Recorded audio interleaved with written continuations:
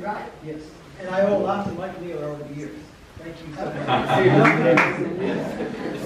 We're not all bad. Yes, Hi. Well, before I ask my question, I want to give a plug for Newport News because my husband works in a city across the water, in the south side, and we were trying to decide if we should move to that area to cut his commute. And every time we think about what we've got here in Newport News, and I'm not from Newport News, we keep coming back to wanting to stay here because of the parks, the free outdoor concerts, the Ferguson Center, and City Center, Warwick, everything that we have here. And we live within 15 minutes of Sandy Bottom, Bluebird Gap, Nolan Trail, 20 minutes down to Newport News Park, 15 minutes over to Riverview. What I'm saying is part of why we're staying here is for all of this recreation and activity. So I think we have a lot going here, and I would love, just like everyone in this room, to see Riverview Park become another combination of whatever it is that everyone wants. That's the positive. My question, and I don't know that it's directed for you, or who could answer it, is can the public get a list of the names, addresses, phone numbers of these companies, developing companies, lobbyists who are going to the city council or to our Pat Woodbury or various members, lobbying their point of view for putting up housing and condos? Absolutely. If I knew of some of those folks, and I don't want to say I can't answer, as I told you before, earlier in the meeting, the only proposal that I was aware of came last, what was it, November, December? Right? From Fry Industries, is it? F-R-Y-E? Fry. That is the only proposal that I know. I have not seen anything. I do not know whether or not council is getting different feedback. If so, they have never shared that with me. I'd be perfectly honest though, I don't think that they are. Could we see a copy of that plan, man, sometime? I don't know if that's open for public view since that was part of I don't want to see it. I just honestly don't I don't know. want to see it. And if you can, absolutely. I just don't know if that was made available for public view. First, I have some comments. I'm a member of the American Planning Association, and been all throughout my career. And what they do and what they're good at is working in tough problems like this, where there's a lot of division and upset, and trying to get consensus. And they work. One thing they're good at is working with the public. I don't see a whole lot of vision. I think we're all in. Yeah, I understand, but there are other issues. The council obviously is not ready to deal with this as a part. It's pretty obvious that they're not going to do it, and they made that clear. They're waiting for this archaeological study to be done. But my question, I think if you're going to have a group run a process, the American Planning Association is a good one to be doing it. And I think the planning department is a good one to be running it. It's not the development department that's doing it. It's the planning department. And they're used to working with the public and everything they do. It's been the culture of the planning department to do that. And I think you now have a city manager who's much more open and willing to work with the public than the prior one, who was very clear he was not sympathetic to working in citizen groups. But I have two questions, Cindy. One was the comprehensive plan is underway, and you think you sort of touched on it. What's the plan going to show for this property while all this stuff's being done? You know, this process? Understudy. So we show understudy. Understudy. My understanding is there was a meeting last week, and I won't say consensus, but in general, the group agreed that that was what it needed to show for now in the comprehensive plan moving forward, until we could go through, I'm going to say the P word, the process. If somebody has a different word they'd like me to use, but again, and I understand Dr. Woodbury's perspective, and I will talk to council members again, but the direction we had, going back to prior to me being the city manager, was to come back. They want to look at the options and the opportunities for this particular piece of property, make sure it's being used in the best interest of all the citizens. And the other question I have, and maybe Mike lands this one, And I really don't understand why it's necessary to do the archaeological study, which is covering a 58-acre site. Why it's necessary to tear down buildings that could be used for other purposes in the interim. Like, I've been in that cafeteria, the kitchen, it's a large room that could be used for events and things while all this other stuff's going on. And it didn't make sense to me, never made sense to me, why you have to tear all these buildings down to do the archaeological study. So that's my other question. Can I comment on that? The buildings, the only buildings we are removing are the ones slap over Warwick Town. Yes, sir. And in order to get at them and look at them and develop them and see what's happened in our history, they have to go. We're not going to cherry any other buildings down at all, as far as I know.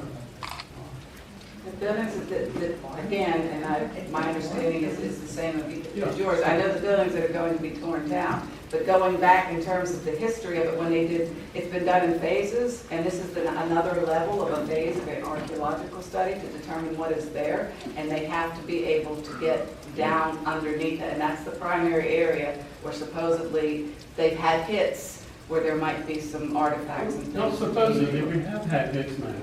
Okay. Well, they haven't under those sites, they haven't been under.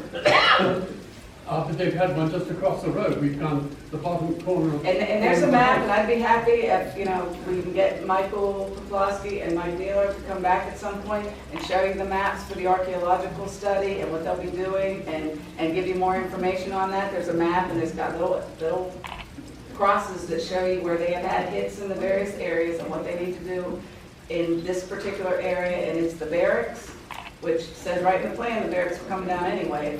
If you recall, if anybody's looked at the plan recently, it said the barracks were coming down, and it's the general cafeteria. Are the buildings in that bad of shape? Not necessarily. Well, the barracks are. The cafeteria, maybe not. But I think Parks and Rec will tell you, regardless, if it's a park, you want those buildings down. That's going to be their perspective. Okay, my name is Yes, sir. Leonard Schneider, and I'm from upstate New York originally. I've been out here 40 years, and 60 years ago when I played ball at a recreation park, played baseball, softball, they had an ice skating rink in the wintertime, and they also had a carousel. There was a big new mayor in town, so they tear it down, but every year that I went, twice a year I went to see my parents or my aunt and uncle. Upstate New York, guess what? The carousel was open all year, during all of the winter months, summer months, and it was still free. You get on there, they maintain the little horses, they paint them. And everybody that lived there and their grandchildren, they all come back to the city. So their little kids and grandchildren can ride the carousel, which is free. It's something to remember. I still remember. And that would be nice for them here, if they have a park here like what we're talking about. Maybe even, what's the figure, maybe some horses that you could rent by the hour. I know, horses are messy, but be something different, but Again, we're open. That's what we want to do. We want that P word to get all your input and all those great ideas. Yes, ma'am. I've lived here over 30 years, and I've never heard of Watertown or any other archaeological place in the city. I think that, and my daughter went through the school system from kindergarten on up, and they never talked about anything that was archaeologically had anything to do with the city. I think we ought to start putting that out into the city and into the nation. That we have stuff here. It's not just Jamestown and Yorktown and Williamsburg and James City. Absolutely, and I appreciate that, and for what, I am not an expert, I am not an archaeologist, but from what I understand from talking to the folks that have been engaged in this, what they go out there and find is not going to be a Jamestown, it's not going to be any of those other types of things, but we think it needs to be looked at because we don't know what's there. All indications are that it's not going to be necessarily that significant, and they may do the study, get out the artifacts, or take the things out and relocate them. but it's significant to Newport News and our history. It should And why be. wouldn't we know the The history? schools If should it- be we don't. telling our children about it.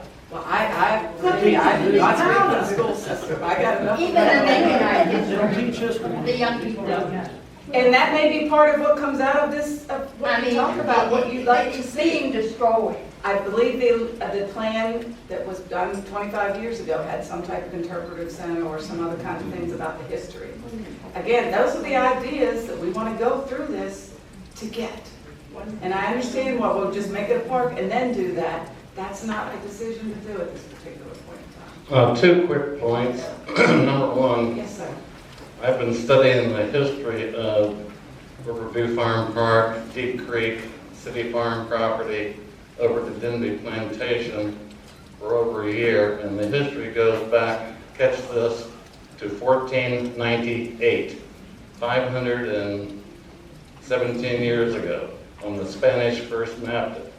Every major conflict, Indians, colonial wars, pirates, 1812, Civil War, Bacon's Rebellion, you name it, occurred in part on that property and in Deep Creek, because the creek offers the first fresh water and safe passage. And many navies have been there, Dutch pirates. I've summarized this in the brochure out on the table out there, and eventually I'll make a more formal paper. Number two, I have not heard the marina mentioned. I served on the task force with several others here for 10 years. It was our intent that the marina be part of Riverview Farm Park. We asked the city to purchase it. They did. The city staff made an excellent plan for the use of that property, and someone has been blocking its development ever since. And instead of being zoned park, like we asked, it was zoned light industrial, so the watermen can use it. But the fact of the matter is, when it's zoned park, there are uses that are allowed, like watermen, golf courses, marinas, and so forth. And I would like to see that marina included in the discussions and zoned park as soon as possible. Thank you.